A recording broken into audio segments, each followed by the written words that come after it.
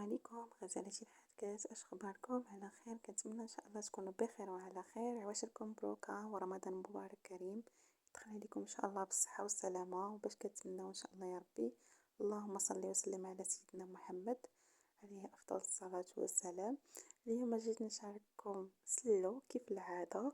راني ديجا كنت شاركت معكم الوصفه العام اللي فات، وهذا العام جيت نشارككم ان شاء الله عاوتاني سلو ديالي اللي وجدت بطريقة سهلة وبسيطة وراه صحي ولذيذ.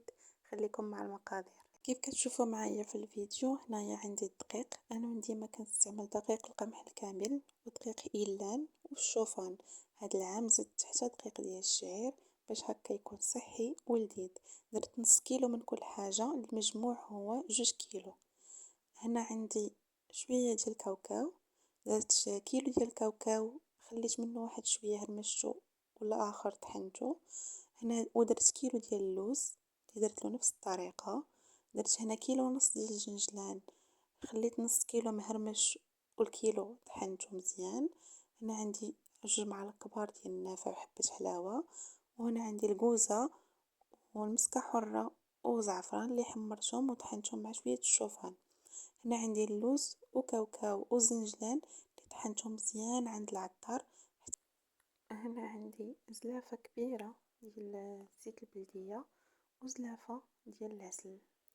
العسل كيبقى على حسب الذوق، تقدروا تستعملوا نتوما السكر على حسب الاختيار ديالكم، ومعلقة صغيرة ديال الملح. المهم هنايا غادي نخلط هاد النواشف كاملة، نخلطهم مزيان باش كيسهل عليا التخلاط ديال السلو. كنخلط كل حاجة بوحدها.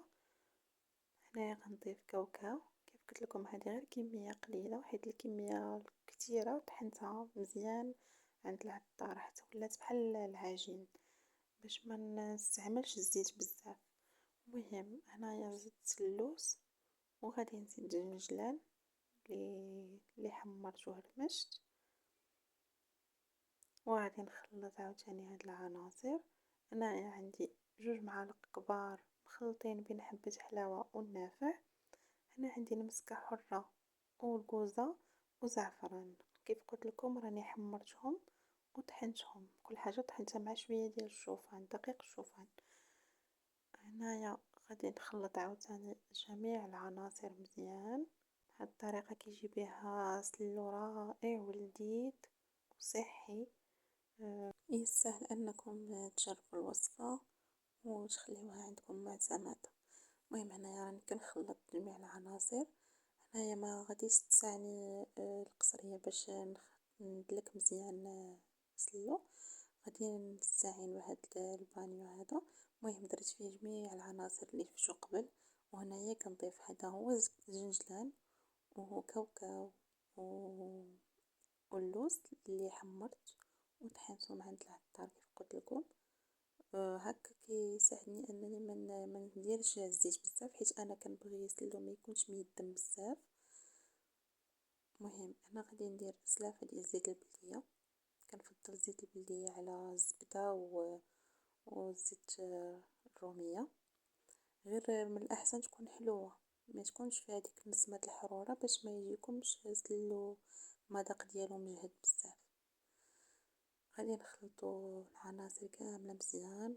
اسمحوا لي ما قلت لكمش بلي جميع المكونات سنجلان وكاوكاو وهاد اللوز راني حمرتهم في الفران، ما حمرتهمش في المقله ولا قليتهم. المهم راهم محمرين في الفران.